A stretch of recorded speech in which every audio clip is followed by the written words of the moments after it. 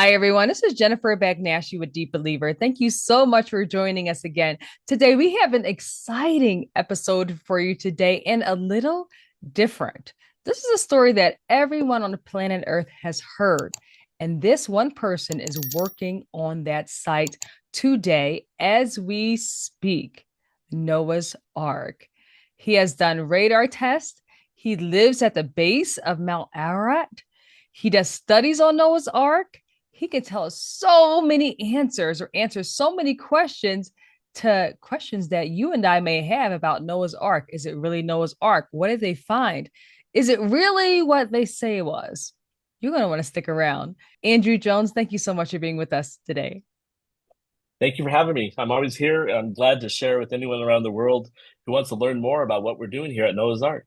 All right. So, Andrew, before we Yeah. start, were you born into a Christian household or how did your life look? Well, I grew up in a Christian home, a very strong traditional home. We had morning and evening worship together as a family. We had our bedtime prayers. We prayed before every meal. I went to a Christian school for a number of years. Always busy in the church, volunteering with the media ministry or other different types of ministries for outreach. And my parents were involved in the church life too. My father in our church was the elder or head elder for that congregation. So I grew up with a strong belief in the Bible. My brother and I, we would reenact Bible stories as children, to do charades. And the Bible was everything, and it was a real historical document. As a kid, I didn't doubt anything about it, and so I was always interested in the whatever they could find out about the archaeology of these Bible stories or the history about it. And so, even from a child, I was really interested in this. So you mentioned to me before that you always loved archaeology and history. So what was it about Noah's Ark itself when you were a child that piqued your interest? I remember part of the time I lived in California later on in life, but early on I lived with my family in Ohio. I remember it just stuck in my mind. But I remember one time, this just had to have been before I was like six, but I remember I made a paper mache. I took pieces of paper and glued them together. So it wasn't really paper mache, but I made a Noah's Ark, and I had these little farm animals I would stick in the, the little rooms. And my father, he had a number of books in his library he liked reading, and he had one called The Ark File by Rennie Norbergen. And in that book, it talks about the different searches for Noah's Ark, and it did include the Drupanar site where we're researching now. But I didn't know all the different controversies. As a kid, but I had that interest and access to this type of these books and material, and so it's intrigued me that it's possible that this mysterious ship that's disappeared could still exist, and that would prove the Bible true. And so I had always a general interest in these type of stories in the Old Testament. And then when you were in middle school, was it middle school or high school that you actually reached out to Ron Wyatt and he reached out to you back? But before you answer that question, could you explain to a lot of people who may not know Ron Wyatt? Because, we've known of Ron Wyatt for about 18, 20 years or so, but you go even further back. So tell us a little bit about Ron Wyatt so people can grasp onto why this is important. Well, when I first met Ron, personally, I was is right at the end of high school, but back to middle school, that's when I first learned of him. He actually came out to California. It was either 1990 or 91, and it was a school night. I remember it was a Thursday night. He had it was actually a Yugoslavian church in our city there in Sacramento, and that invited him, but whatever reason, it wasn't a weekend, and so I had homework to do. So I asked my father to go listen to this man because the advertisement said he had found Noah's Ark and Mount Sinai and everything in between. And so I said, "Hey, go find out for me if you can." And my father was willing to do this for me. So he went there and he listened to Ron's meeting and he came back and he said, "Well, this guy said he found everything." And so I didn't know anything about Ron. So I said, "Okay, I'll go." And he had a book, my father said. So I went and found the book at a local Christian bookstore and bought it. And I read the whole thing. It was a paperback book, but small. It was called Discovered Noah's Ark. And I had this tons of questions because it talked about, briefly all of his discoveries and his research. And so this is before the internet. This is early 90s. So there was no emailing or looking up on websites, anything. I called 411 and the operator asked what city they wanted me to connect to. And I said, well, the books mentioned that he had a PO box in Madison, Tennessee. And so I gave Ron's name, and they looked in the records and they found him, and they said, "Well, we can connect you right now to his home." And I was like, "Oh, it's okay." And so again, I was early teens, and so I he picks up, and I remember because I would record all the conversations. Now that first one, I just took notes. I remember I still have that original book because in the cover I was just writing down every blank area of his book, all the things he said in that first conversation. But the very first one, he said, "Call me tomorrow because I'm just coming back from Israel." So I called him the next day, and we had like a 2 hour conversation. And then I called him later in the week, and so I talked to him for many hours from then until I first met him in '95 when we invited him out to California to do 2 meetings in '95 and '96. And then finally, I went out to one of the sites that he had worked a lot on, which was Noah's Ark, where I'm at now. And that was in '97. A friend of mine, an acquaintance from Florida, asked me to travel with him, and I said I'll do it. And my parents paid for it. I was in the middle of college, and so I went out here for 4 or 5 days, and that's my first time seeing the Noah's Ark site, and that just got me really excited. But yeah, so I was just a kid when I first, started talking to Ron on the phone. I remember though that first month when my parents got the phone bill back, they're like, "Who are you calling in Tennessee?" Because back then it was not unlimited minutes. It wasn't. There was no cell service, at least the typical cell service we have today. And so I was calling a landline from ours, and I guess they charged you a lot for long distance back then. So Okay, so you mentioned that you spoke to Ron Wyatt on the phone and it was a high bill. Yes, we know because back then we didn't have cell phones like we do now. What specific things? I mean, what things do you remember that Ron told you that maybe made your jaw drop or things you didn't know? well, his book was anyone who's seen the original book, it was very brief on each topic. And so it's just when he says this is Noah's Ark, here's the data, or it was just very brief, couple paragraphs here and there, or a chapter. And immediately I had like a ton of questions. Okay, like how did you get involved in this research? This is before he even had videos out. So early '90s, all he had was this book, and then he'd go around do meetings. And so it was only at his meetings where you could ask him personal questions, or he would show some video clips of the work. But otherwise, there was no film out. There's no YouTube back then. No other big book. And I did find out later that there was a book by David Fazold who worked with Ron called The Ark of Noah, and that was published in 1988. And it was pretty thick. It was David's research with Ron, and then on his own, some of his other theories about the Ark. So I did call David too, and I would talk to even people who said Ron was crazy. I would call or email, or not email, but I would write them. Some people I'd fax them. I remember faxing people and just trying to find out like what do they do, why do they say this or that, or who was Ron Wyatt. And so for me, Ron was this man who had a lot of knowledge and had made a lot of trips to sites in the Holy Land that I would only dream about going to at that age. And so I had a ton of questions just about his work. What did he discover? The test results, this things like that. Just all the details I could get out of him. Sometimes he would actually say, "I can't tell you," and I was like, "Oh man," but it was he was usually open, and so it just for me it was like talking after 4 or 5 years of that. I'd do my best to even help him on some of the research I would look into, like whether the depth of the Red Sea crossing or other historical things. But we even made a scale model for him of the pyramid building machines that he had talked about discovering. And so we gave it and donated to his early museums that he had in Tennessee at the time. I don't think they're open now, but some of these scale models we would make for him. So it was great. I did my small part in this, but for me it was more just a personal interest. Just something I wanted to investigate on my own and figure out what this guy was claiming. So I talked to anybody who knew him and talked to the man himself. But what are some things that he revealed to you that you didn't know about the ark when you spoke to him? Because you say you took notes and record, you recorded it. What's Yeah, some things that he revealed to you that you had no idea about the ark? but that was like 30 plus years ago.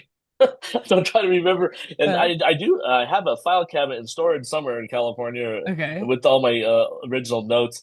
I've learned so much more now being here, living on the site, and obviously, talked to him for all those years. But like the first time I talked to him, um, I think it was mainly about the actual. 'Cause I was interested in the inscriptions, and he talked about seeing these anchor stones with it, which had crosses on them, and he mentioned that village where they found these anchor stones or drogue stones, these stabilizing stones, that in this village there were a lot of inscriptions on the stones that were part of the villagers' walls. Like people had reused the stones, and he even saw the story of the flood on these tile that was part of the wall of the village or near the Armenian church that was there that's no longer there.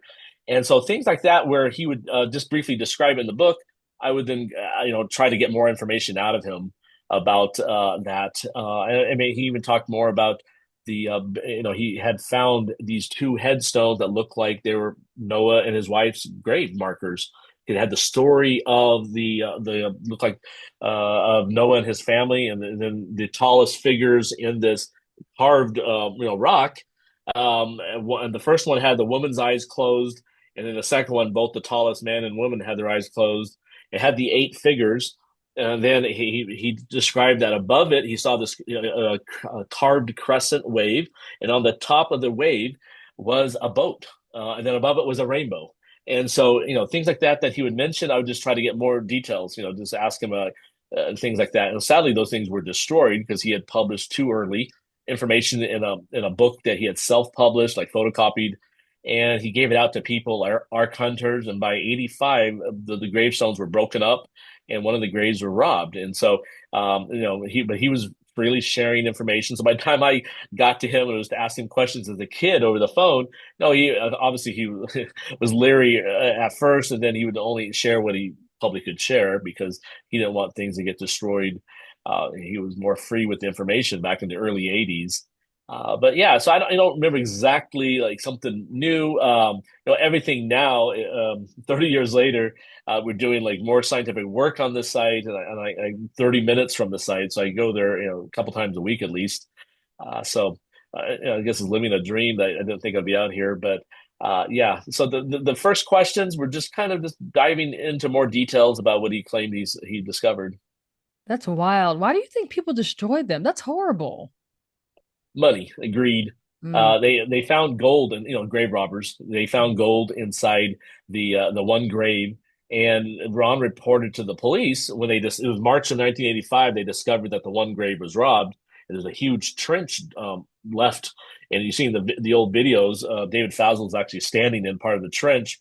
And even on my tours, you can still measure the trench. That was 18 feet long trench that was discovered that they dug out the grave from. It was a stone sarcophagus box that they found a body inside, and a lot of treasure, a lot of gold. And so then Ron told the police about the robbery, and then they later told him what their investigation showed.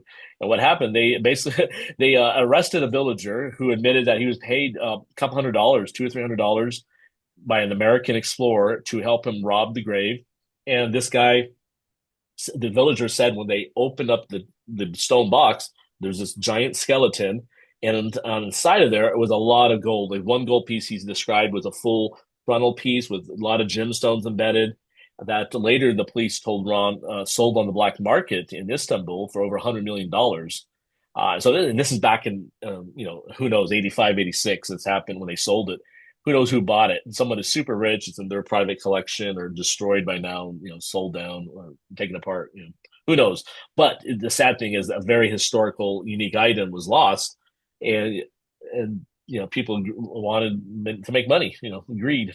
So Yeah. Oh my and God. the poor villager, he earned out of all that, he got a couple $100. But when the police arrested this guy, Ron said that the police told him they pulled the guy's fingernails out to get him to talk. So he got the raw end of the deal. This villager, he got tortured by the police, and he only made $300, and the American guy made a lot more, according to Ron.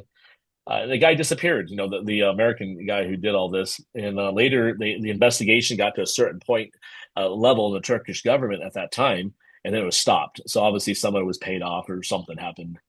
But this is there are a lot of antiquities out in these countries, and locals with the poor economy, they do what they can to make money, and some of them are into treasure hunting, so they do these illegal type of excavations. Wow. Now whose grave was that they dug up and found? Was that Noah? Now, Ron, yeah, well, Ron believed based on the body and what was in it that it was Mrs. Noah's grave. It was a female's grave. Oh. So possibly, I don't want to say like, have people out there digging around. The villagers watch the site now, but possibly his Noah is still out there somewhere in that general area. Uh-oh. So Hope they don't dig that up and get some more gold. yeah, and so far no one's found any, a second grave with that type of, big box because, Ron believed they were larger people back then. I was going to ask And you that. Yeah, because you said there was a very large person in it or a large skeleton.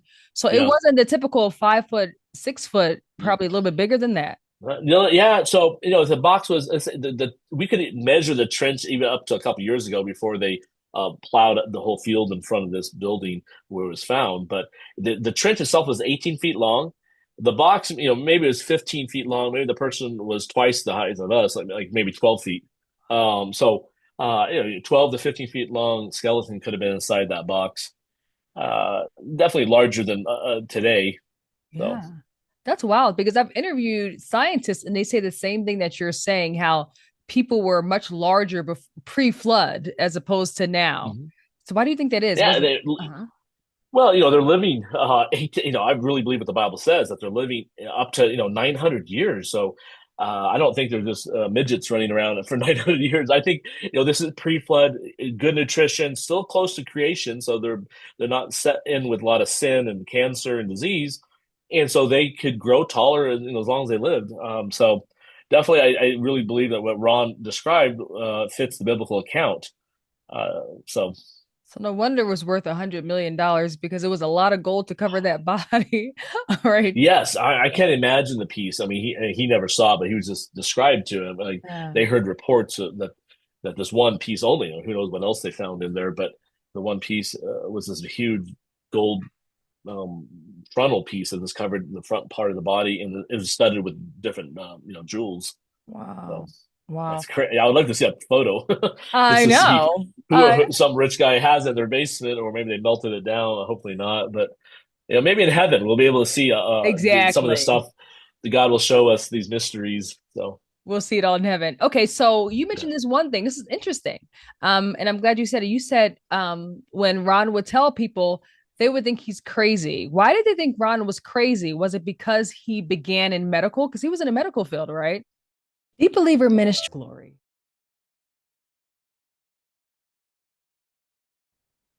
Well, he did start in learning about history. He did take courses in archaeology and I don't know what other classes, but he went and then he switched majors and went into medicine, and so that which was great for him because that helped paid for his trips.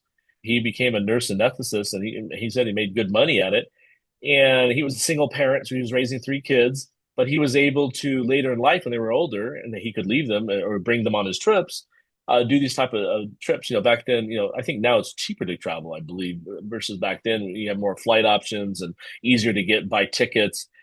You can watch people's videos. And, you can set up your travel itinerary on your own without a travel agency. Back then, it was it's very expensive, and just this part of the world was very tough to travel in. Not much information out here. And his first trip out here, when he wrote about and talked about, it sounded like an Indiana Jones adventure because they were robbed almost.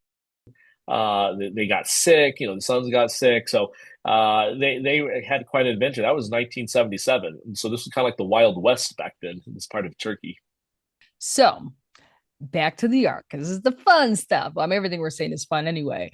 What was the time difference between, say, the beginning of the start of the earth to Noah's Ark?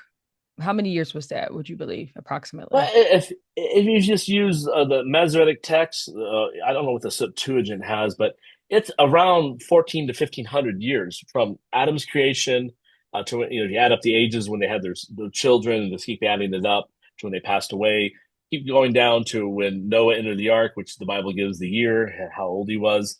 It's about 1400 and 1500 years from the Hebrew Bible. And so, then from there, you can add up more. So we're, basically 6,000 years. If you, some will say this, 10,000 years or less if they're different versions of the Bible. But I'm a young Earth creationist. People think that's crazy. Well, people think Noah's Ark. Doing research with what you think is Noah's Ark is, like looking for the, Santa Claus or something. It's this fables. And so, for me, I never even thought of that. But of course, then maybe I look crazy. And so when Ron talked about something like that, I already believed in the biblical account, so I didn't think Noah's Ark was a crazy story because I really believe the Bible. So The biblical story goes the world was so evil, so mm, corrupt that God had to destroy the earth because basically there was no hope in these crazy people. So the only the only righteous yeah, family was Noah, and God warned yeah, Noah, I'm gonna destroy the earth, build a ship. All right. Now, how yeah. long did it take Noah to build this ark? Because God gave him specific measurements and everything on how to build this ark. So, how long did it take? Well, the first thing I want to mention that it's really interesting in Genesis 6, which talks about this whole story, like how the earth was wicked.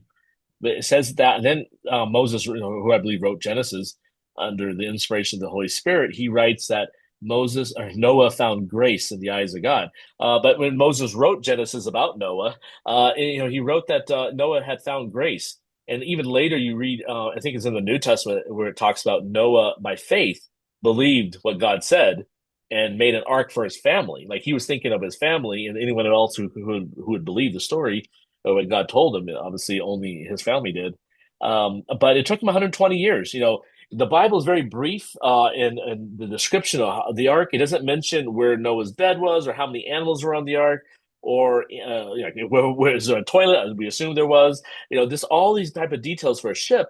All it says was the dimensions and that it had one door, a window at the top, and it had three decks.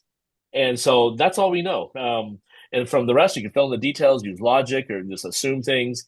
And so this, obviously, God gave Noah though complete instructions how to build the ark and what to do because this was a gigantic storm that was going to destroy the world. And Noah needed every little instruction. He didn't, just assume things. I'm assuming that's what it was like. But in the Bible, we just have a very brief record. But it took Noah 120 years. To build the ark. Okay, so how did the measurements go? Because when you read the Bible, you're like, what kind of measurements are these? So Yeah, how do we now um yeah. you know how do we basically decipher what was the correct measurements back then as opposed to right now? Well, so the Bible, there was no inches or meters or feet back, when Moses wrote this. This was 3,500 years ago at the time of the Exodus in the late Bronze Age. So we're looking at measurements that made sense for the people back then.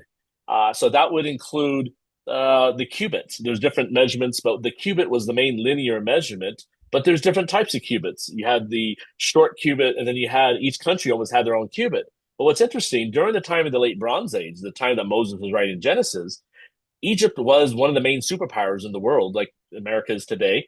But just like how today we have the metric system, where what they use in science and or outside the U.S. they use, back then the Egyptian royal cubit was the main system of measurement that was acceptable by different countries.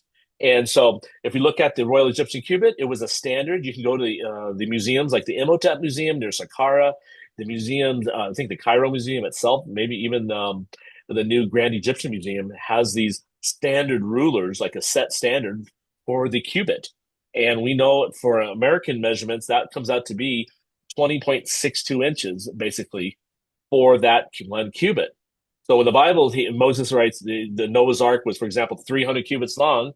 You times that by 20.62 inches. And then to get the feet, you divide it by 12. It comes out to be 515 feet long. Guess what? The boat shaped formation is exactly 515 feet long. Like we've measured it different times with lasers. I've been there with people who had lasers. Other times they've used LiDAR, which is a type of laser, but like shooting all these laser beams at the site. So we have a complete model of Noah's Ark. We can turn around on a computer and measure things out. And then people have used standard measuring tapes. I was there with a guy from Texas, and he was a tourist on one of my tours a couple years ago, and he wanted to measure the ark for a video just to show that yes, this is 515 feet long or 300 cubits. And I helped him, and he was going on the topography of the ground, but it got basically 515 feet long. So the size, the shape hasn't changed all the years since they first measured it. 66 years ago when it was discovered. So yeah, so Genesis in some Bibles, if you look at the NIV and some of these modern translations, they will convert it, like they'll put it in a measurement that we'll understand. But sometimes they'll use the short cubit. So if they use the shorter cubit, then you're talking about 450 feet, which is too short. The standard of measurement during the time that Moses was alive was the royal Egyptian cubit or the longer cubit. Look at the book of Acts. They talk about Moses being educated in Egypt. And so if he was a prince of Egypt, maybe even next in line for the throne, he's educated in their so-called like university system. And so he will know about the royal Egyptian cubit. And that's what matches exactly at the Drupanar site where Ron Wyatt was researching.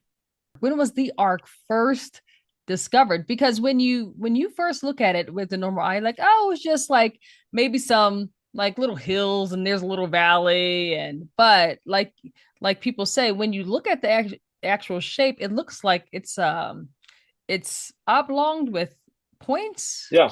Yeah. Yeah. So there's a pointed end and the other downhill end is rounded. No, Uh-huh. it's ship shape. The ark itself was discovered on made worldwide news in September of 1959. That's when the first news about it was published. 1 month later, in October, the first photograph of the site, which is a high altitude military aerial photograph, was published, and that went around the world, including American press. But the villagers knew about the site 10 years before that. In late 40s, we've interviewed villagers too. One of them who remembers, he said he was like 10 or 11 at the time. That one morning after an earthquake, they woke up and the whole mountainside, which is behind me, this mountainside here, was all rubble. Before that, it was smooth, and they were doing farming out there, like growing natural hay and just cutting the hay down. But it was just smooth terrain. Right after that earthquake, it was all rough, and the only smooth part was the boat formation, which is I'm leaning over because it's right behind me. And so that was the first time the villagers recognized that there's something strange. There's this boat shape there. They didn't know. Sometimes they say now that, well, we wondering about the boat, but I don't think they realize the implications of what they're looking at. But at the time, though, they did say that this smooth shape, the shape of a boat, was there. But it wasn't until 10 years later when they flew airplanes over this area to map out Turkey that it hit the public press in 59.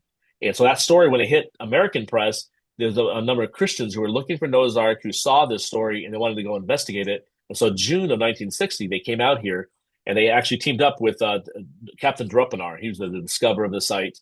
And so Captain Drupanar, the Turkish military, and this American team had a businessman, a reporter, a photogrammetry professor, an archaeologist, and a couple other people.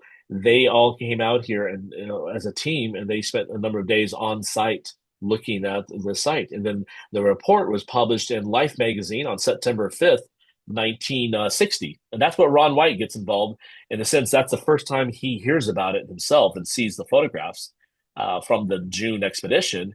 And that gets his interest. And he really wants to come out here at the time, he said. And he was in his early or late 20s, I think it was late 20s. He had 3 children already, or a number of kids already, and he couldn't travel. The kids were too young. And so he ended up just waiting until 1977, almost that would be what almost 20 years later, that 18 years later, that he's out at this site in 1977 with his 2 teenage sons, and he sees it for the first time. And that starts his journey of doing his work through the 80s, mainly on the site.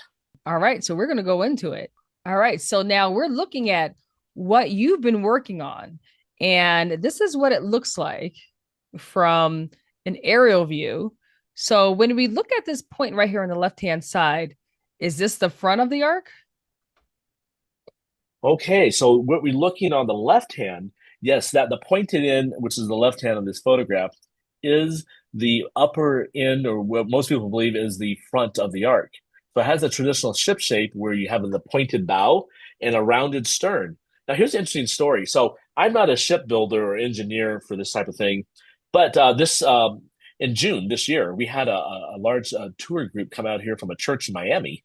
A Hispanic church came here, and they were just so enthralled. They had saw Pastor Rick Renner's videos with me the year before, where he was doing stuff on the site, and he made a little mini series for his television work. And so, anyways, we're here with this church at the visitor center, which is right above, looking down on this ark. And this guy comes up to me, an older guy, and he says, you're Andrew Jones. I'm like, oh yeah, that's me. Who are you? And he's like, well, I'm a retired Coast Guard captain with the U.S. Coast Guard, and I've been with the Coast Guard for 30, 40 years, and I was captain of two ships. And he said, what you're looking at out there is the best ship design. I'm like, whoa, what? Tell me more.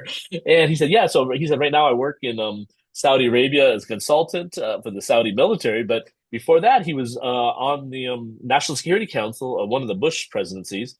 And anyways, he was an expert in his field because before that, he was with the Coast Guard for almost 40 years. And so he told me, we later did an interview, which is on my YouTube channel, but he gave an interview at the Anchor Stone Village, which we have the big stones with the holes. And he was explaining why you would use these type of stones. We called, technically drogue stones, which are stabilizing stones. But he also talked about ship design. And he said, since World War II, he said the destroyers we built in World War II, they had a pointed bow or front end and a rounded stern. That was the best way for ships to cut through the waves and have best stability. And he said, in starting in the 1990s, the Coast Guard did the same thing. They started making their Coast Guard ships with a pointed bow and a rounded stern. And he said, if you have these stabilizing stones or methods on the boat, you could point the boat into the oncoming waves, and that will slice right through the wave, the ship that way. He says, if you had a square or a rectangular box floating out there in open seas, like some people try to promote Noah's Ark, the ship usually would become parallel to these oncoming waves. And once you're in between two waves, and he calls it the trough, that's the technical term. But when you're in the trough, he said, you are more likely to capsize. And of course, once you capsize, you're finished as a boat, and the waves will just turn the boat over. But once you can point into the waves and you had a pointed bow, you'll slice through the waves, and it's a gentler ride and more stable for the boat. And then for the rounded back end, the rounded stern, which we see at our site here, the Drupinar site, he said any oncoming waves coming from the backside would disperse when it hits that rounded stern. So you have, and he went on to about more of this, but basically, this is the best ship design that he was seeing there on the side of this mountain here in the mountains of Ararat. So it was really, just a random person coming to the visitor center at the right time that we were there, and he had all this knowledge about ship design. So Wow. amazing. So why did people think it was a rectangle? Well, because they take the word ark in the Bible, and they say, well, that's the exact same Hebrew word is used for Moses, who put as a baby in a bulrush basket, an ark on the Nile River. And then the word you also have it used for the Ark of the Covenant, and they say, oh well, these are. Then the other thing I'll mention that we have the three dimensions given in the Bible: the height, width, and length of the ark, and so they assume in their mind that then represents a box shape. But if I were to tell you I had a 1,500 a square foot home, what does that tell you? Does that tell you how many floors? Does it tell you if it's a L-shaped house or a long square house or rectangular? No, it doesn't tell you anything. All it tells you is that my house, it has a footprint of 1,500 square feet. It has the capacity. And so we believe that's what Moses wrote down when he wrote Genesis, is that he was describing the capacity of the ark and not this shape. And the word ark itself, you can go to the Cairo Museum, which I've been many times, the ancient or the Egyptian Civilization Museum, where they have also artifacts from ancient Egypt, and you'll find examples, real examples of these reed baskets, the same type of ark that Moses was put in as a baby. And guess what? And some of the displays will have three or four different designs of these actual baskets that are thousands of years old. So you have round ones, oval ones, square ones, rectangular ones. So the word ark has nothing to do with the shape of the vessel, but more about the capacity or the functionality. And if you looked at when you were there at the Ark Encounter in Kentucky by Answers in Genesis, they have a display in there. And I took a photograph when I was there in 2018. But one of the displays talks about the shape of Noah's Ark. And it mentions that the word ark had nothing to do with a box shape. And so it's just basic common sense, like designed for box shaped or barge shaped boats are shallow water boats that are near harbors or going up rivers, not way out in the open sea with a big storm. That's the worst design. Again, I'm not a shipbuilder. I'm just repeating what others have said. And so using common sense and also just looking at what other Christians have pointed out that the word ark does not mean, a rectangular or square box. So all of that leads to, okay, the best design is a ship. And here we have a ship behind me in the photograph. SolomonFair.com is officially open. Our grand opening is here. Shop with purpose and support faith-based businesses that reflect your Christian values.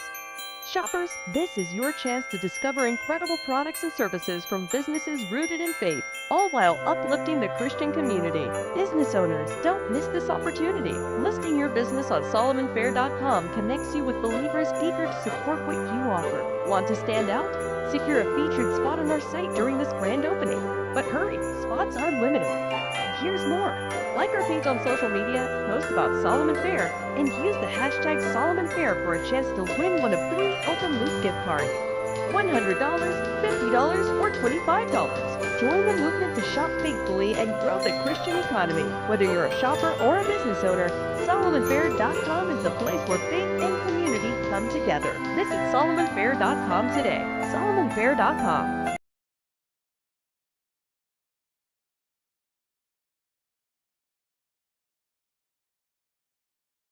What is this you have here? Because you said now these are GPR radars. What is GPR? And explain to us what we're seeing here. What are the reds? What are the blues? The greens? What's everything we're seeing here? Yeah. So radar is a way to look below the soil. It's a type of technology that's non-destructive, that's used by geophysicists. So scientists can then look below the ground and see what's going on without actually like digging up the site. So it's a non-destructive way to determine what's below the ground. So archaeologists use it, geologists use it, other engineers use it when they build buildings, and people even use it for construction of bridges to see the health of the concrete and the rebar in the concrete. So again, you can peer below something and into something and not destroy the site. So on Noah's Ark, we used this is the 2019 initial results. We used radar. We hired a random team. I could spend hours talking about that trip. I need to make a video about it because God had opened the way for all of this to happen on a specific time, and we ended up having the Science Channel there at the right time when they had already planned their trip months in advance with the permits, the film permits, and they have to schedule in their budget. So they already picked a certain week in October 2019 to come. And then suddenly we get permission to scan the boat, and we have to fundraise $25,000, get a team out here, sign contracts, everything in place, and have perfect weather to do the GPR work. And all that worked out. So the week that the team comes out, the Science Channel's here, and the day they start working was Monday. Now, the week before, there was some rain. It was very cloudy and cool weather. But that week that they were here, on Monday they started the work, and Thursday they finished. And then they had Friday, which was an extra day to see some sights before they flew home on Saturday. This GPR team had perfect sunny weather Monday through Thursday. And on Friday, when we went to see like the Ottoman Palace nearby at the tourist site, it rained on us. So, God planned the exact perfect weather we need for GPR, because if it rains during the scanning, the penetration of the radar is less. And so we were trying to go as deep as possible with our antennas and scanning the ground.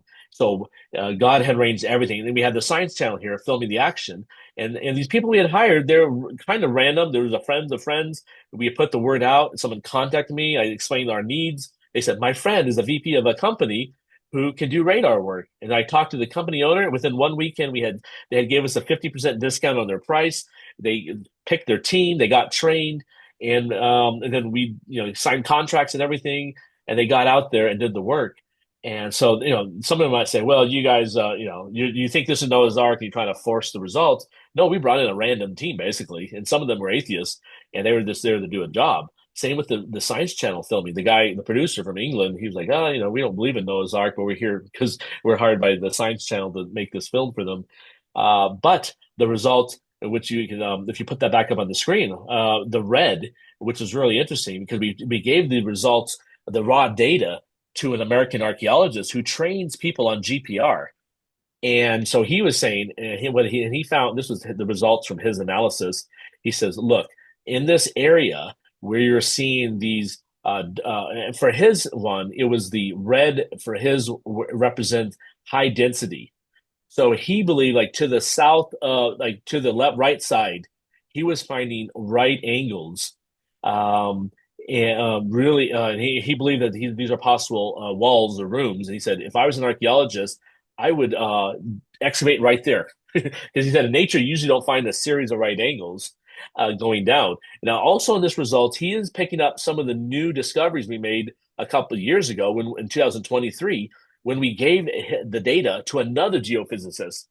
We lost contact with this guy, and we said, okay, let's find someone else. And I had reconnected with Dr. Sali, the geologist out here. He was retired now, but he said, I told him, like, look, in 2019, we did these scans, but I need someone else who's not part of our team to look at it and see what they can find. And so we just turned over the raw data to this lady from Connecticut who knew Dr. Sali, an American lady who had 40 years experience in geophysical surveys. She has her own company. And so she took 6 months because, she's doing it for free. And she looked at the data and she called me one day and said, hey, let's do a Zoom call about this. But I'm finding on this site that there's a central tunnel going down from the pointed end to by the rock. And that right there near the rock is a huge void with that red area right there.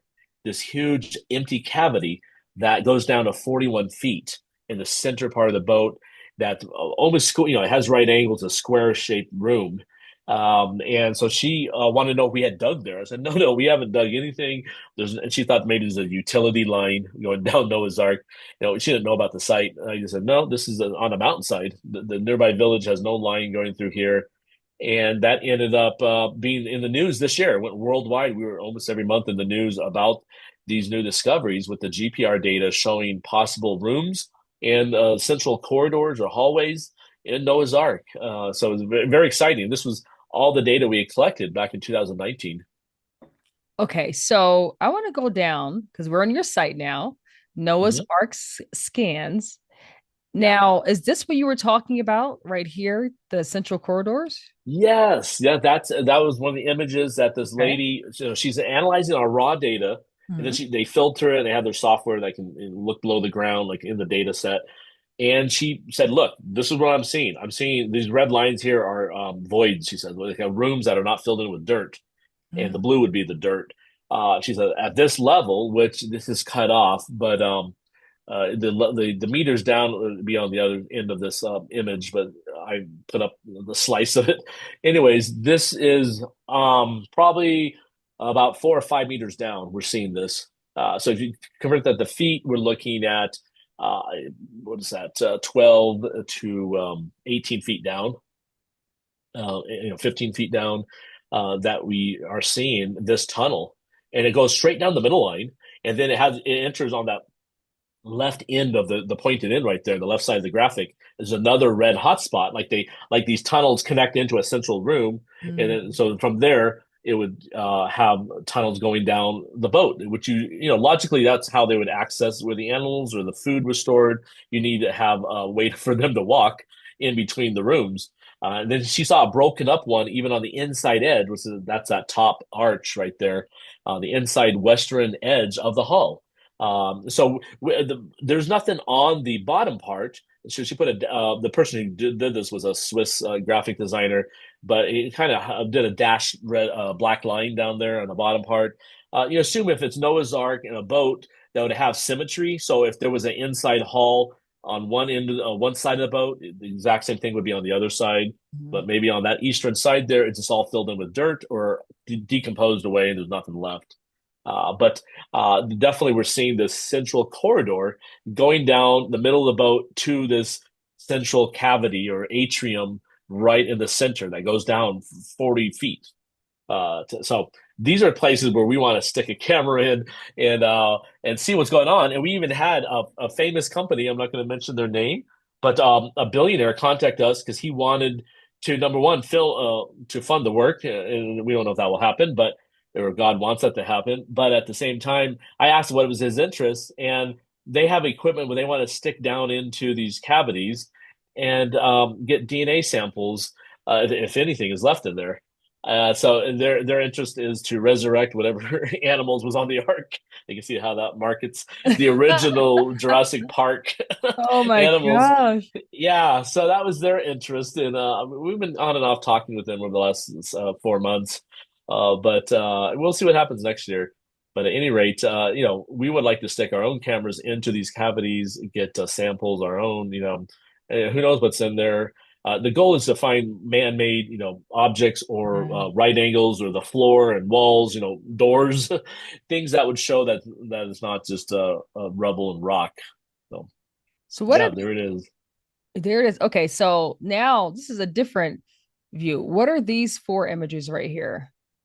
Well, so during that 2019 expedition, we asked the radar team to scan three areas of the boat with as much as possible. So they did a zigzag pattern in these three sections, and the most important thing was that bottom one was finding right angles, parallel lines, perpendicular lines. You can see the light blue, and Mhm. this was actually being filmed by the Science Channel when they discovered this. So we have live video when they're scrolling through the data. It's about 3 feet down, or 9 feet down, 3 meters is where we discovered these perpendicular lines, or parallel lines too, in that little area on the eastern side of the boat. We're not still sure on the other sides if there's there's a central hump in the middle that might have more remains of the ark. That's why there's a hump. And then there's another little valley or trough on the west side, that top image. But that data, we're kind of near where we're finding the right angles. We need a core drill into that to see what it is. So this was again just an area that we had focused in the radar to see what we could discover, and so that was the three spots. We did scan the whole arc though, and that's what you see the other image, the whole complete scan done. Yeah. So what about this right here? This is interesting. Yeah, so I mentioned the right angles. So with the 100 megahertz antenna, which is an antenna that lets you go really deep, but not like high resolution, you can find big objects. But at the 7 meter or 21 feet level below the ground, the archaeologist who gave us this image said this is where he would excavate. So that's the area where he's mentioning he's seeing these right angles, and he called it structure with depth because it's not just a shallow feature like 1 centimeter thick, right in that area, 7 meters down. No, this is actually has depth to it. So when you're slicing and dicing, it's like a cake. As you're going through these layers, that right angle still shows up going down a number of meters. So it has depth. It's a feature that's not just a shallow feature at 7 meters. It also continues down lower than 7 meters. So it's possible walls. Again, we need to core drill down into there. But the guy pointed out that normally you wouldn't see this type of reading in a natural object. If this was just Mhm. rock and dirt, it would not show something like this. The radar would just show rubble. Here we are actually seeing right angles. This is wild. Okay. And then Possible rooms. Maybe that's yeah. where they stored the food, or this is 7 meters down. So who knows? We're guessing, but yeah, they're possible rooms. Okay, so have you guys sampled any of the dirt yet? Or is Yes. okay. And is it Yeah. different from the dirt outside of the ark as opposed to inside the ark? It sure is, yes. And this was something I have a tour group out there right now, the last of the season before it snows. And even today, I don't have a photograph, but today you can even see, this is why we did the sampling. Today, the grass inside the ark is orange color. It's a different color. Right outside, it's a lighter color. And so there's something going on in the soil. Now, back up 1 year ago, in September of last year, we had a soil scientist from Australia on one of my tours, and he told me that he had this background. But I said, well, I don't have anything to scheduled to do any work. But you'll meet Dr. Salih Bayrak-Tutan, the geologist who lives, the Turkish geologist who's been studying the site. Come and let me just enjoy the tour, see the site. So he came out here, and I pointed out to them the first time I noticed it that the grass at that time in September of last year was yellow. Outside was kind of a light green. So I knew right away. I was like, "Hey guys, you notice this? There's the grass is different color, meaning that the soil and the nutrition or something's going on that's different just inside the boat. The whole boat area versus right outside." I know everyone, the critics at least, always claim that, well, this object is there because mud came down the mountainside. There's an obstruction, like a big rock, and it went around it and it formed a boat shape. Or another guy says it's a solid rock that came down, which is not, it's dirt. But the guy who's saying that this is just rock, mud that builds up around a rock, what they're basically saying is that the mud inside and outside the boat shape is the same. It just formed a different shape because it hit a big boulder. So here we have the grass inside the boat growing different color. I asked the experts, Bill, his name is Bill from Australia, and then Sally, the geologist. I said, hey, can you guys design a soil test, a survey that we can look at and discover what's going on below the soil? And then at first, Bill wasn't sure. He's like, well, we don't know what's going on. I said, well, it could be maybe less water's coming in because we had the pitch inside and outside of the ark. Everything was covered with waterproofing pitch according to Genesis. And so maybe that's affecting over time as it decayed. It's keeping in the soil, so less water's entering. So now the grass is, yellower. Who knows? But let's just find out. So they designed a test that took 20. They picked 22 locations, scattered inside and outside. There's 12 inside, 10 outside, and then they took four samples around each location, so give you an average basically.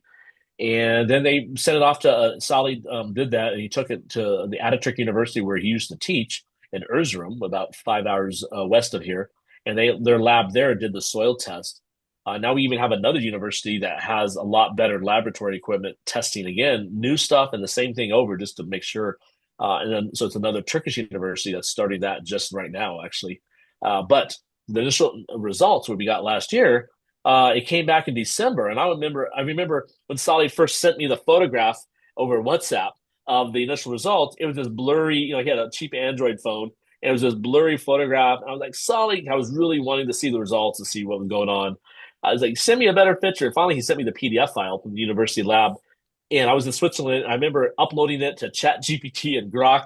And I didn't mention Noah's Ark or a boat. I just said, tell me the difference between the two groups of samples. Because we have so many samples. That's why they designed to have 88 samples taken, so that we could do stats, on this and not just one set. Now, let me back up. Ron did. We're not the first to do soil tests. We're not trying to. We obviously repeating someone else's results is good in science. If you get the same thing that they did, then that means something. But we're not trying to claim that we're number one in doing all this. Ron Wyatt did take samples in 1979. He took two. One deep inside the ark after an earthquake had cracked open it, and then he took one sample out in the mud flow as a control to compare the two. And he found out just from two samples that inside the ark there was a much higher carbon content, and that was it. Now we come along, 50 years later, basically, and we're wanting to do the same thing because we saw the grass color different, color of grass, but we're taking 88 samples that gives us a good average of the soil inside the boat versus outside. And so it is different than what Ron did. And we tested across different things, not just carbon. So what we found out, this is the most interesting thing, is that inside the boat, it's almost 2.5 times higher organic matter. And then you can run a formula on that to get the carbon. There's an average they do. And so I ran the formula on that. Bill told me what it was as a soil scientist. He said, run this formula. So I did. And it comes out to be exactly almost what Ron had in his report from 79, which he only did carbon. So we're doing organic matter, and then there's a percentage of that that's carbon. So there's a formula you can do on that, and it matched what he did with there's only two samples. So it was really cool seeing that validate what Ron did with our 88 samples, but we got a lot more data because it shows not only was there 2.5 times more organic matter inside the site, suggesting that this large wooden vessel that we're proposing as Noah's Ark there, as wood decays, it would affect the soil, and it would leave organic matter content and raise the organic matter of the soil. And this is what the test results are showing. And then we also tested for the pH, and it's 8 times less pH inside versus outside. And also the potassium is 138% more inside versus outside. So a combination of all that together suggests that this is an ancient wooden vessel that's decaying there, and not just the same soil that you see outside on the mud flow. And so this was really cool because this is stuff that a Turkish university did, a Turkish scientist collected, and there's something there that now we can say chemically this soil is unique or distinct versus right outside. And so no one can say it's the same material. No, we have a boat-shaped object that has 2.5 times more organic matter, and so it's very exciting. And now we're doing more tests to determine other properties of the soil. So we're moving forward. So. There you can see myself and Dr. Oh, right Sali here. right there. Okay, so you Yeah, can. so Sali Barak Tutan, he's retired now, but I first met him in 2000, and he was the assistant professor of geology from Ataturk University at the time. But he was called in back in 84 or 83 by the Turkish military to check out Ron Wyatt and these other people. He said they called him in and said, "Well, we have these foreigners doing investigations around Mount Ararat, a very sensitive area, and they're claiming they found Noah's Ark. Can you go investigate them? See what you're seeing as a scientist." So that's how he got involved, and he was been involved since that time until now, and he's retired now. But he really believes that it's a man-made object, that the explanations given so far do not match what you see on the ground. Those people try to say that's a natural formation of some type. Mm, It doesn't work out. So. no, it doesn't. And then so now this is what the ark would have looked like inside. Is this what you guys were seeing? And But this yeah, is we're it's a theory. We want to get more data because this is the I think that's the deepest level. Yeah, so it was really deep inside the mountainside. okay. We're going to get more data down there from different types of geophysical surveys that'll go deeper than what we have today so far. But yeah, we're working on reconstruction models of the site based on our radar so far. Yeah, Okay. this is those black and white ones. I would love if you pull up any of those. I can talk about. Yeah, here's one. So this is the original photo from '59. Now where is That the you can see the ark? boat shape. It's in the middle, right? Move your mouse a little up, now to the right, down. It's if you zoom in, right there, almost yeah, to the left of that. Oh no, I'm Well, there someplace it is. else. That was a That's better one than you. hilarious. That's okay. Okay. That was a zoomed out one. This one though was taken in '61 by Ari Guler. Okay. He was the Turkish photographer that the military at the time hired to. He was a famous photographer, and they hired him to fly a little airplane. They flew him over the Ark, and he was interviewed a couple of years ago. He passed, or 4 or 5 years ago, he was interviewed. He passed away a couple of years ago, but we did meet him in Istanbul once at his cafe there, and quite an interesting guy. But he flew, no, they had flown him over a low altitude over the ship shape, and he took these photographs. He took a whole bunch. I've seen the archives of all the photographs he took, and it helps us when our studying the site and our research, because basically what it shows is that this ship shape is not sorry, it's not natural there. The Hmm. way it's sitting there in the mud flow, you can see that the mud went around it, Yeah. and it covered the shape, but it didn't form what you expect out of a natural object with the rounded end uphill. Mhm. Instead, the pointed end is uphill. And so it's not Oh. naturally formed with mud flowing on a rock. And the other thing that's interesting is that this shape has stayed the same all these years. So if you were to look Oh. at this old photograph, there's erosion still going on. But if you look at the photographs I've taken with my drone today or last year, the terrain around outside of the ship shape has changed over time. Different earthquakes every winter, but the ship shape itself is Wow. still the same size, width, length, and still the same shape. And so Mm. that suggests that there's stability. There's something underneath it holding the site together. There's another photograph he took, these different angles that he took these photographs in Wow. 1961 on the low flying airplane. So these are very important historical documents Wow. that allows us to see the shape, the site before some of the earthquakes happened that dropped the soil away. And it's important data that we're looking at there. Now, so how come they can't be dug up? I mean, would it I know everyone always asks. Yeah, we try. yeah, We're asking too. yeah, yeah, Yeah, so it's you get different reasons. So number one, this is in Turkey, so you just can't randomly go there and dig up anything. yeah. It is a national park, so you got to get special permission. Number two, to do an excavation of any site like this or any other site, you need an archaeologist that's interested. So it has to be under control of a Turkish archaeologist, which means they're getting funded. They got permission from their university. Now, in Turkey and just like the U.S., you have believers, but you also have non-believers. You have people who say Noah's Ark was a fable, and those who believe it, but maybe not put their career on the line looking for it. So what you're looking at is trying to find an archaeologist who's willing to spend the time, fundraise for it, put the career on the line, excavating Noah's Ark, or what they think is Noah's Ark, or what we're saying is Noah's Ark. And so that's a problem because it's hard to find someone like that. who's interested in this topic. That's from a Turkish university. Now, Salih, who's a geologist, we can do geological studies through him, and he really believes it's a man-made object. And of course, if it matches the biblical account, it's in the right location, it's ship-shape, and it's the right dimensions, then we think we're onto the the right thing here, and this is the real site. And so right now, because of how fragile it is, they have not allowed any type of digging on the site. We're working towards our next step is doing core drilling, which will allow us to get samples deep in the site without just like making a big square hole like they do in archaeology, but doing maybe a core that they use in geology and in archaeology, which would be a lot smaller hole. But then we can stick cameras in, we can pull out samples, and that will be really, of course, useful versus just using radar. So that's our next step. We're hoping that we get permission for the coring. Okay, because the Bible does says that it rested in Mount Ararat.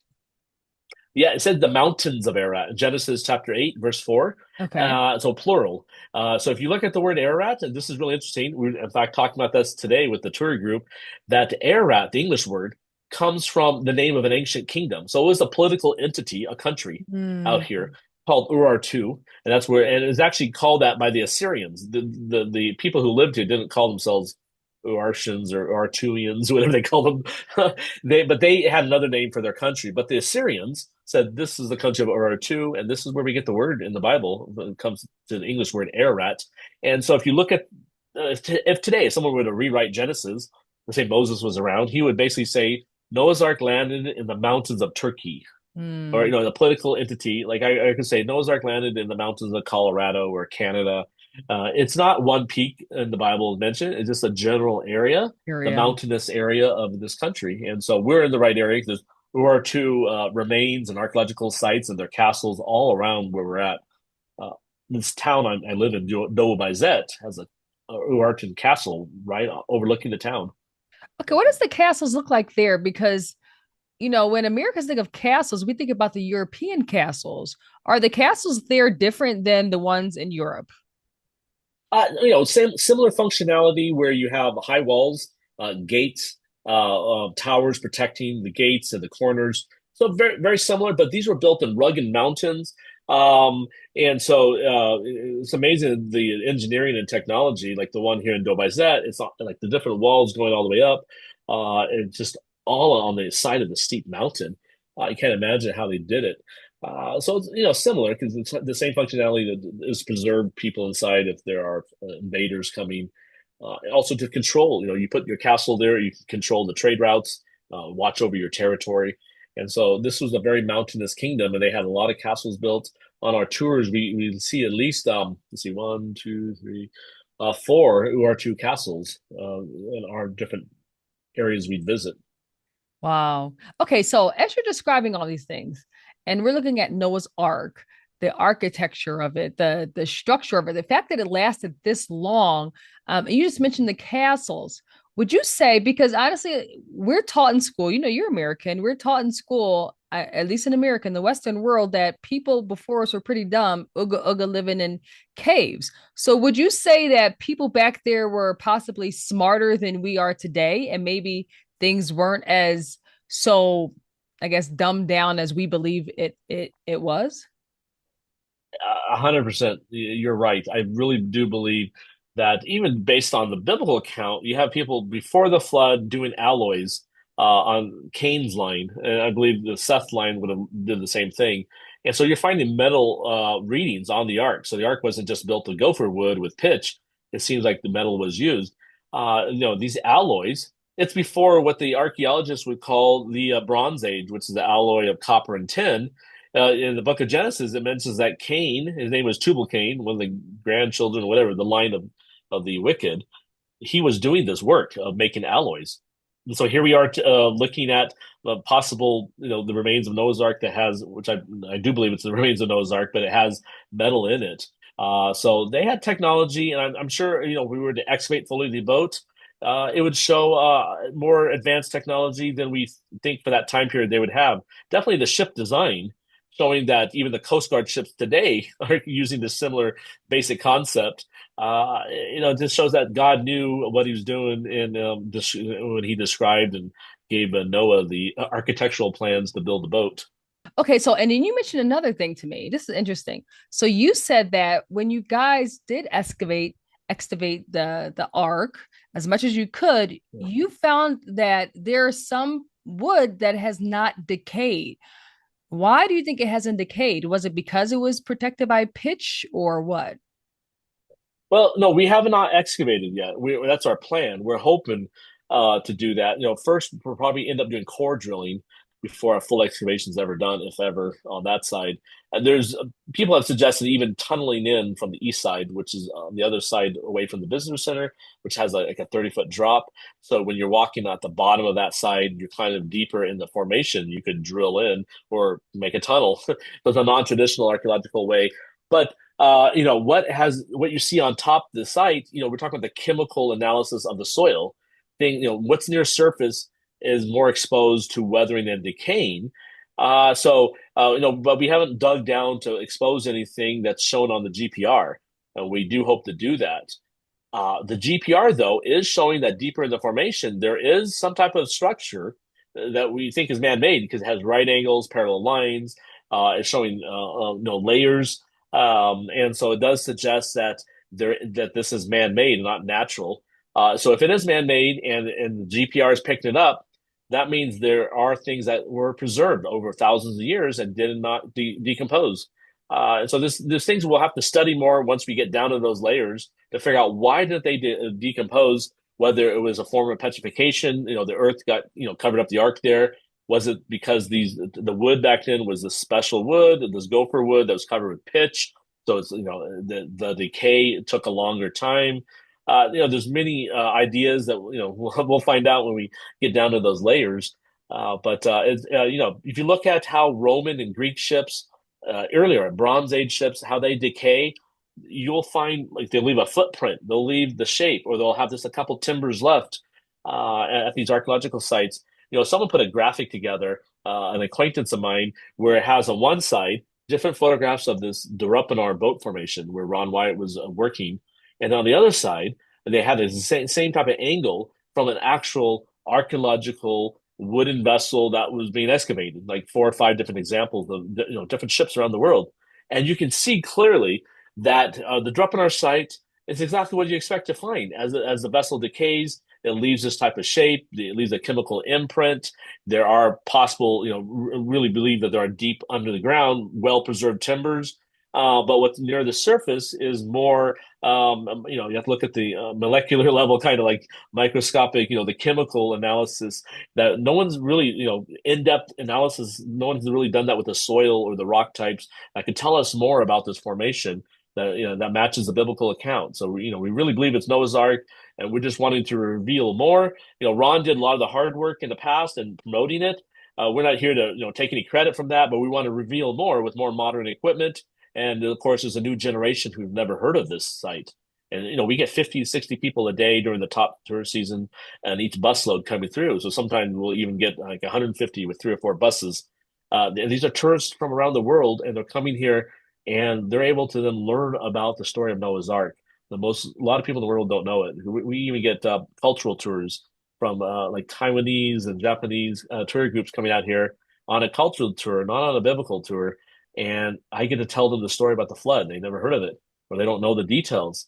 And at the end, they all, they're very polite. They clap and they want photographs with us, and they're really enthralled about the science. And so we're hoping that we can, reach those type of people with the data that we're collecting that shows the Bible is true. I mean, that's what the whole point of this is. So, All right. And then, yeah, exactly. The proof that the Bible is true. So would you say that science is actually confirming the Bible? oh yeah, for me, I've never seen something. I was asked by the Science Channel when they did my interview. I don't know if they even put it in the film, but they were saying, "Well, what if this proves this boat is like millions of years old? How would that go? If you believe the Earth is young and the flood was over 4,500 years ago, or whatever. How would that affect?" And I said, "Well, I think science is catching up. It's always finding proof of what the Bible says.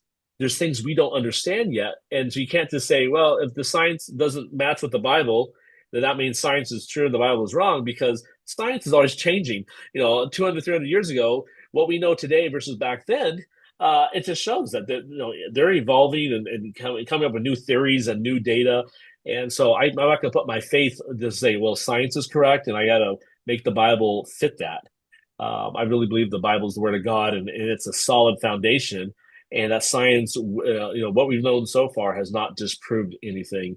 I know some people think that's crazy, but no, I really do believe that the data out there, this basic information about these different sites, it tells the story that's in the Bible. And so it gives us more information. Sometimes it gives us exactly the same information. Other times it just helps expand more of our knowledge of that world back then.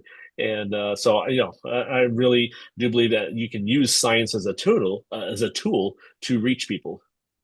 Amen. Amen. All right. So, how about you said that they found possibly Noah's wife, her grave. Okay.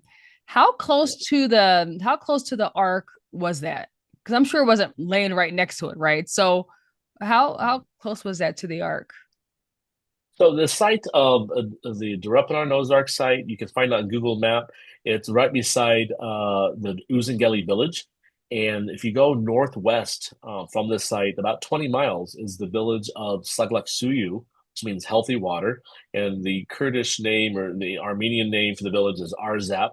And it's in that village where Ron found these drogue stones with the holes, and also this ancient building that had the headstones that had the story of Noah, uh, the eight people, and had a crescent wave, and on the top of the wave, the boat with the rainbow above it. It was carved on these two big headstones outside of that village. So that's about 20 miles from the Ark. So it looks like, if that is Noah and his wife, they stayed in the area. Everyone else dispersed from here. Now, what's really interesting, if you go west from this site along the valley, you go over just a little hill. It's walkable with your animals. And the next river valley system right over there is called the Murat River. And we show people this, but the Murat River is one of the main tributaries that forms Euphrates, and Wow. which goes all the way down to Mesopotamia and the Persian Gulf. And it was one of the big biblical rivers in the Bible. And that just starts right near the Ark. And so if you look at the Tower of Babel story, it talks about in Genesis, I don't know, that's 10 or 11, I think chapter 11, but it says the people dispersed. It says that as the people journeyed from the east, meaning they're going west, they come to a plain called Shinar, which is in Mesopotamia. And so if you look at where this site is here, you can go east from here, going west. I mean, go west from here. So you journeying from the east, you get into this river valley system called the Murat River, just over a little hill. And that river valley system has fresh water. You can have your flocks and herds follow it with your children and your families, and you can migrate down that river valley system, the natural highway, and it goes all the way to Mesopotamia. So it fits the biblical account even for the dispersion of the people after the flood when they built the Tower of Babel. Even though they came from Noah's Ark and they go to the Tower of Babel, the geography here matches perfectly. So Wow. Okay, now if anyone would like to see the Ark, if they want to visit, well, not the Ark itself, but what you guys believe is the Ark area, is it just for scientists or can the average person visit as well? no, anyone can go on their own. There's the Ark down on the valley floor there, and there's a new sign we built last year out there welcoming people. The Turkish government built the visitor center in 1987, overlooking this site, and made it a national park for like the geological formation there to preserve it, so the villagers can't plow it up or whatever. So it is a preserved site here that's recognized by the government. There's a visitor center that we took over, renovating it in 2022. Before that, it was just an empty building. So now we have displays in there. We have posters. We have a short video you can watch. There's fossil examples from the area, and anyone can come up there. You can email me, contact me, or you look on Google Maps to figure out how to get out here yourself. Or you can join our tours if you have the funds and want to have us as a guide, and I can give the lectures. So we offer our own tours out here too. Andrew, so if anyone would like to reach you, how can they do so? We just saw your website. If you can just tell us your website once more. And I know you have a YouTube channel as well. Yeah, our website is Noah's Ark Scans with the S on the end, noahsarkscans.com. And from there, we have links on the bottom to our different social media. But our YouTube channel, which just hit over 500,000 subscribers recently, we're at Discovered Media. So it's not Noah's Ark Scans, but Discovered Media. And so on that YouTube channel, Discovered Media, we also have stuff about Mount Sinai in Arabia, the Exodus crossing, like different our travels. So it's fun stuff too, and educational stuff, and just the latest updates too. So. Awesome, awesome. And I can't wait to look at that Red Sea crossing. Maybe you'll be back on for that one too. Yeah. Yeah. No problem. No, yeah, we have done many trips there. We've been the only me and a friend, we went out there on a boat and we did sonar work from the Saudi Arabian side of the Red Sea. Now they don't allow boats out there on the Saudi side. So this was back in 2018 and 19 we did this. But yeah, so I'm more than happy to talk about that and fill you in on our latest research about that. All right. Okay. I'll take you up on that offer. So all the information we'll have in the description below. So if anyone would like to reach Andrew Jones, everything will be in the description below. Please visit. And Andrew, before we leave, could you just pray for our audience right now? Sure. Yes. All right. Dear Heavenly Father, thank you so much that you've given us this opportunity to where we can freely talk about your word and the stories in the Bible, these historical events that people today, a lot of people are doubting your word and they don't believe that Noah's Ark existed or the Exodus happened. But we know that your word is true and that there's data out there, there's evidence that we can uncover that will show the Bible to be true. By faith, we believe in this, but we know there are people like Doubting Thomas who need that extra physical evidence, and you do not want anyone to perish. So you want as many people to be saved, and you're willing to help those who are searching for truth and they have a honest heart and looking for this type of information. And we pray that you could use us in your service and that this will be a blessing to many people. This podcast discussion, bless this video as it goes out around the world, that people can learn about it. And if they can come out here, that is great. But if not, then may they receive a blessing in their homes and on their phones when they see this information about the Bible. We thank you for your word and for the salvation that you have freely given to all of us. Please bless this ministry, and thank you again for this opportunity. In Jesus' name I pray. Amen. Amen. Andrew Jones, thank you so much. I mean, you live at the base of Mount Ararat, so I think it's pretty cool. All right. I love it here. Yeah. Thanks so much for being with us today. Thank you so much for having me. If you'd like to be born again and give your life to Jesus Christ today, pray this prayer with me. Dear Jesus, I admit that I'm a sinner and am lost without you. I'm convinced that you're my only saving grace and my only hope. No longer do I want to do life without you. I believe that you came to earth to die on the cross for my sins, rose from the dead 3 days later, and are coming back for me one day soon. Please come into my heart and be my Lord, Savior, and friend. In Jesus' name, Amen.